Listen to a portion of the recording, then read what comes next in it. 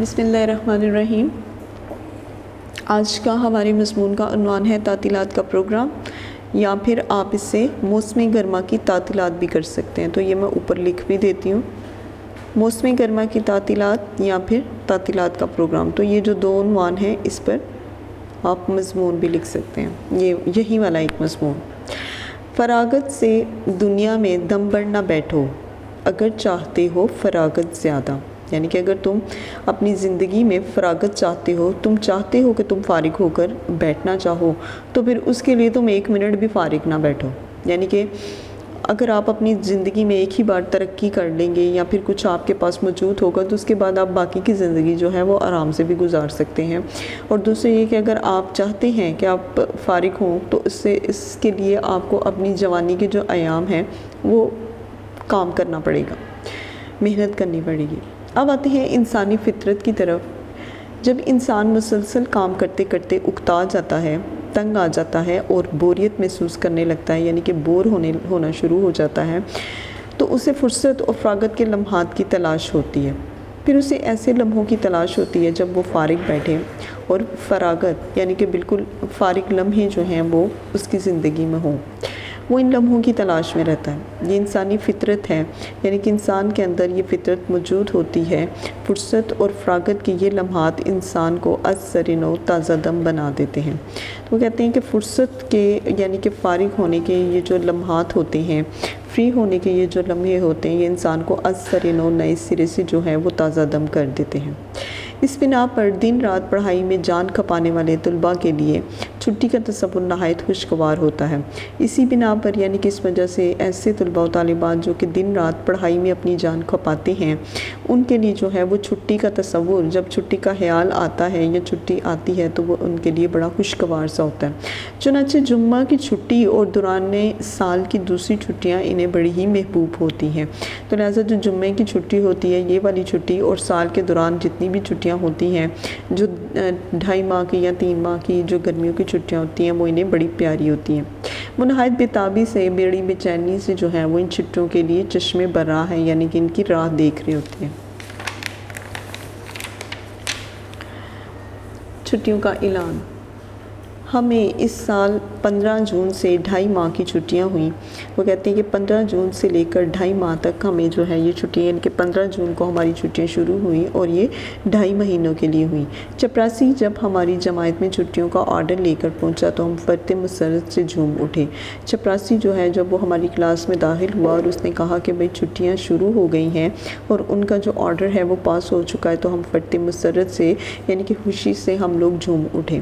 چھٹیوں کے تصور سے ہمارے دل باغ باغ ہو گئے۔ دل باغ باغ ہونا، دلوں کا کھل جانا، تو ہمارے دل جو ہیں وہ باغ باغ ہو گئے، خوش ہو گئے۔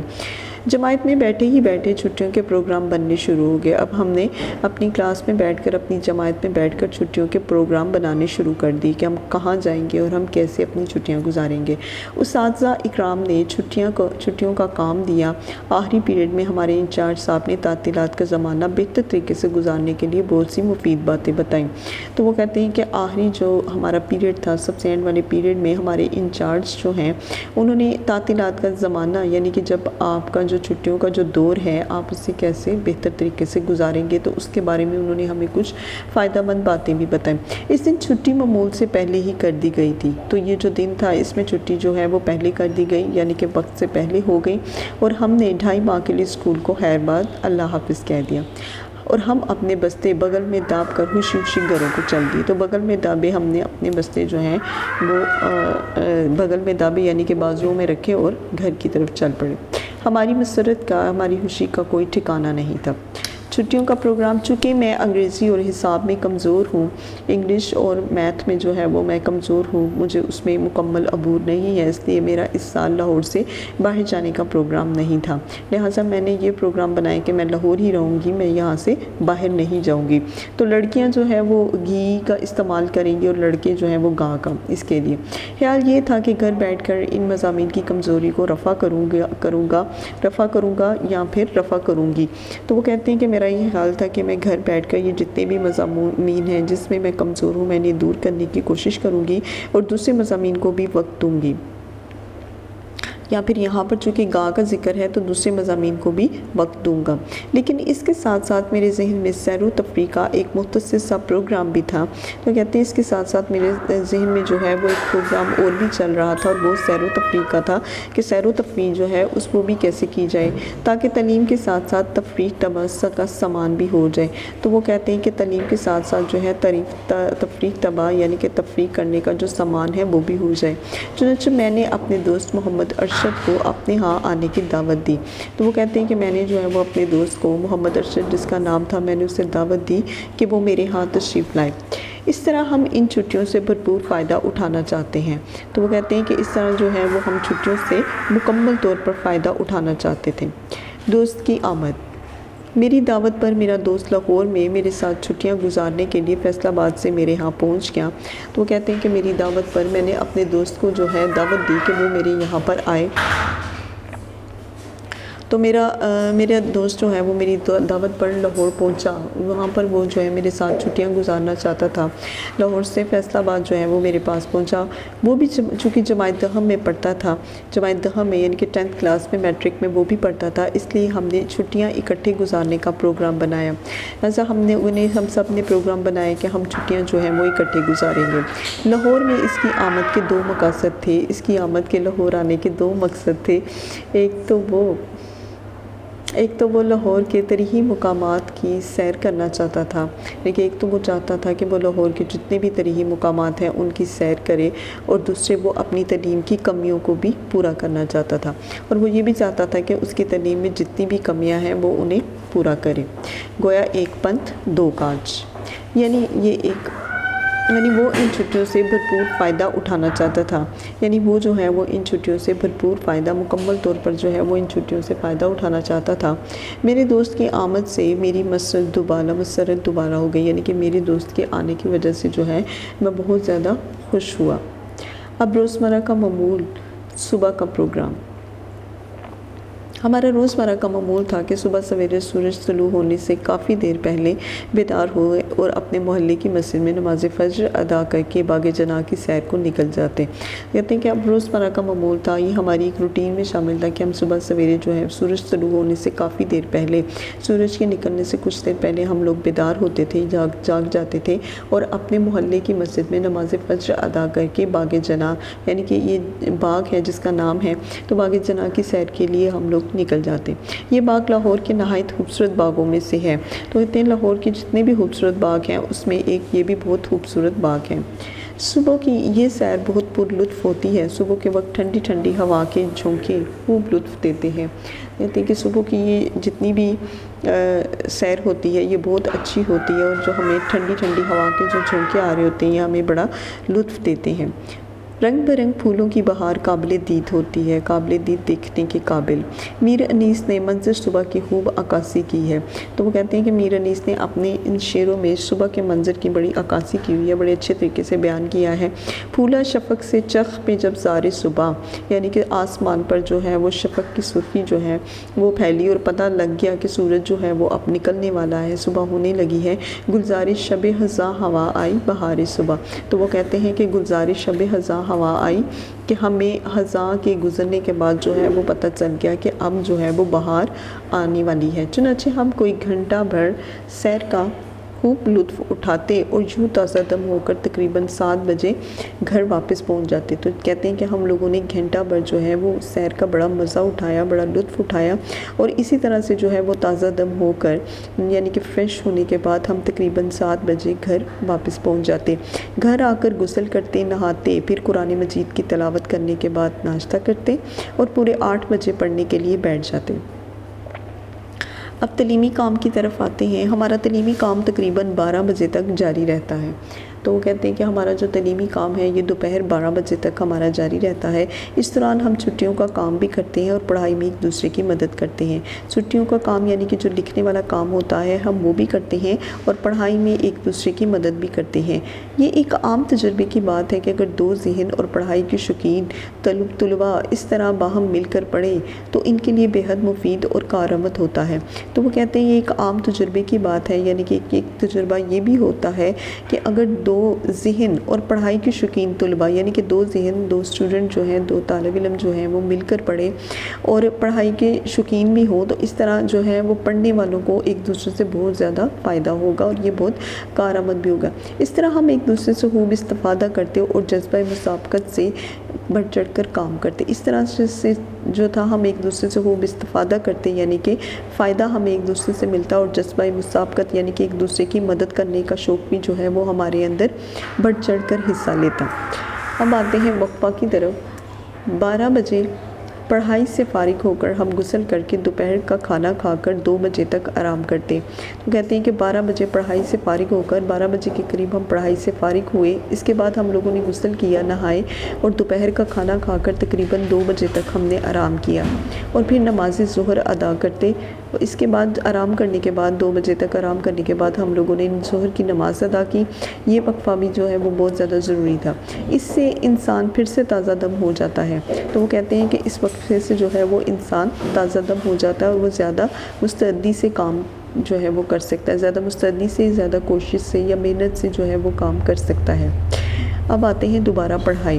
وقفے کے بعد تقریباً 2:30 بجے ہم پھر کام پر بیٹھ جاتے اور پورے 5 بجے تک خوب دل لگا کر پڑھتے۔ وقفے کے بعد دوبارہ 2:30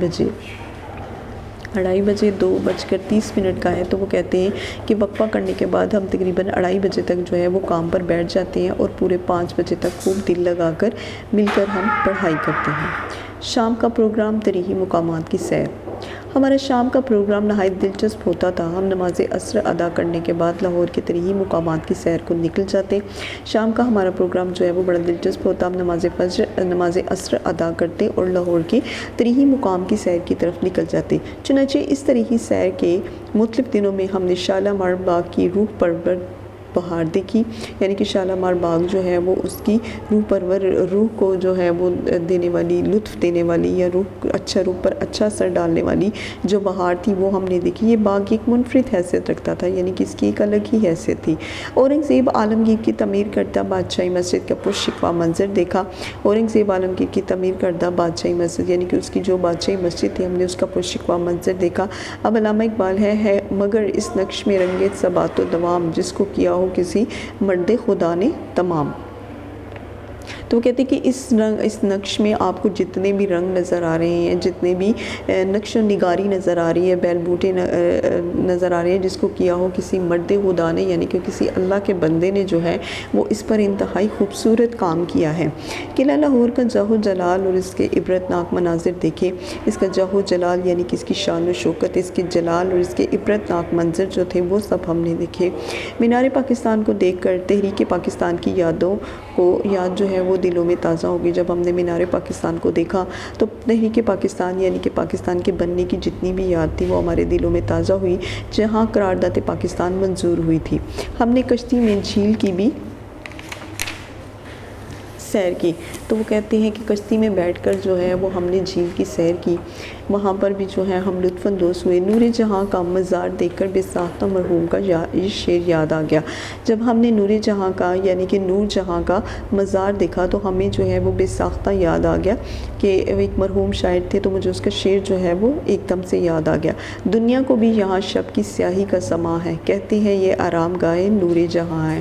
تو کہتے ہیں کہ دنیا کو بھی یہاں شب کی سیاہی کا سما ہے۔ جب آپ دیکھیں یہاں پر تو ایسے لگے گا کہ جیسے رات کی سیاہی پھیلی ہوئی ہے۔ تو وہ کہتے ہیں کہ جب ہم نے پوچھا کہ یہ جگہ کون سی ہے تو انہوں نے کہا کہ یہ نور جہاں کی آرام گاہ یعنی کہ اس کی قبر ہے۔ مقبرہ جہانگیر نہایت پرفضا مقام پر واقع ہے۔ جہانگیر کا جو مقبرہ ہے وہ بڑا پرفضا، بڑا اچھا جو ہے مقام ہے، بڑا دلکش مقام ہے جہاں پر یہ واقع ہے۔ اسے شاہ جہاں نے تعمیر کیا اور یہ مغل فن تعمیر کا بہترین نمونہ ہے۔ شاہ جہاں نے اس کی تعمیر کی اور اگر آپ اس تعمیر کے بہترین نمونے کو دیکھیں تو یہ آپ کو پتہ چل جائے گا کہ مغلیہ خاندان نے جو ہے وہ اس کی بڑی بہترین تعمیر کی ہے۔ اس مقبرے کے ساتھ ہی جہانگیر کے وزیر اعظم اور نور جہاں کے بھائی آصف جاں کا مقبرہ، نور جہاں کا جو بھائی ہے جس کا نام آصف جاں ہے، اس کا مقبرہ بھی جو ہے زبان حال سے اپنی خستہ حالی کی دردناک داستان سنا رہا ہے۔ خستہ حالی یعنی کہ دیواریں جو ہیں وہ ٹوٹ کا شکار ہو چکی ہیں اور وہ مقبرہ جو ہے وہ کافی خستہ حال ہو چکا ہے۔ اس کے علاوہ لاہور کی جدید عمارتوں میں Lahore railway station, high court, Punjab university, اسلام اسمبلی ہال، اسلامی سربراہی کانفرنس کا میدان، الفلاح بلڈنگ، واپٹا ہاؤس اور یونیورسٹی نیو کیمپس کی عمارات بھی خاص طور پر قابل دید ہیں۔ تو یہ جتنی بھی عمارتیں ہیں وہ کہتا ہے یہ سب کچھ بھی دیکھنے کے قابل ہے۔ مجھے اپنے دوست کی رفاقت میں یعنی کہ اس کے ساتھ میں دور حاضر کی یہ تعمیری شاہکار نہایت قریب سے دیکھنے کا موقع ملا۔ تو کہتے ہیں کہ مجھے اپنے دوست کا جو ساتھ تھا اس میں دور حاضر کے تعمیری شاہکار یعنی کہ آج کل کے دور کے جتنے بھی بہترین شاہکار تھے انہیں دیکھنے کا اچھا موقع ملا۔ اس کے علاوہ ہم چڑیا گھر، عجائب گھر، باغ جناح، گلشن اقبال اور جلو موڑ کے ایک تفریحی پارک کی سیر سے بھی بہت لطف اندوز ہوئے۔ اب آتے ہیں چھٹیوں کے اختتام کی طرف۔ الحمدللہ یہ کہ چھٹیوں کا اختتام تک ہمارا تعلیمی اور تفریحی پروگرام دونوں بخیر و خوبی پایہ تکمیل کو پہنچ گئے۔ بخیر و خوبی یعنی کہ خیر و عافیت سے جو ہیں وہ پایہ تکمیل کو پہنچنا یعنی کہ مکمل ہو گئے۔ اس طرح ہم نے ان چھٹیوں سے بھرپور فائدہ اٹھایا۔ تو مکمل فائدہ جو ہے وہ ہم نے ان چھٹیوں سے اٹھایا۔ ایک طرف اپنی تعلیمی کمی کو پورا کیا جو کہ ہمارے اندر جتنی بھی کمیاں تھیں ان سب کو ہم نے پورا کیا، اور دوسری طرف سیر و تفریح سے بھی خوب لطف اندوز ہوئے۔ تو سیر و تفریح جو ہے اس سے بھی ہم لوگوں نے بہت مزہ اٹھایا، بڑے لطف اندوز ہوئے۔ میرا دوست محمد ارشد چھٹیاں ختم ہونے سے 2 روز قبل فیصل آباد روانہ ہو گیا۔ چھٹیاں ختم ہونے سے تقریباً 2 روز پہلے وہ فیصل آباد چلا گیا۔ میں بھی 1 ستمبر کو اسکول حاضر ہو گیا۔ اب ہم لوگ جو ہیں وہ ہم لوگ ہیں اور پڑھائی ہے اور کتابیں تھیں۔ تو کہتے ہیں کہ اب جو ہے اب چھٹیوں کے بعد اسکول جانے کے بعد ہم اور پڑھائی اور کتابیں، اس کے بعد اور کوئی دوسری چیز نہیں۔ صبح ہوتی ہے، شام ہوتی ہے، عمر یوں ہی تمام ہوتی ہے۔ یہ اقبال کا شعر ہے، اور کلاس میں یہ بھی آپ کو بتا دوں کہ یہ اقبال کا سب سے پہلا شعر تھا۔ جب انہوں نے شعر و شاعری شروع کی تو اس میں سب سے پہلا شعر انہوں نے یہی لکھا تھا، صبح ہوتی ہے، شام ہوتی ہے، عمر یوں ہی تمام ہوتی ہے۔ اللہ حافظ، فی امان اللہ۔ ویڈیو پسند آئی تو لائک کریں، اپنی رائے کمنٹ کریں۔ ایسے ہی مزید ویڈیوز کے لیے ہمارا چینل سبسکرائب کریں اور بیل کا آئیکن دبائیں تاکہ آپ کو ہر ویڈیو کا نوٹیفیکیشن ملتا رہے۔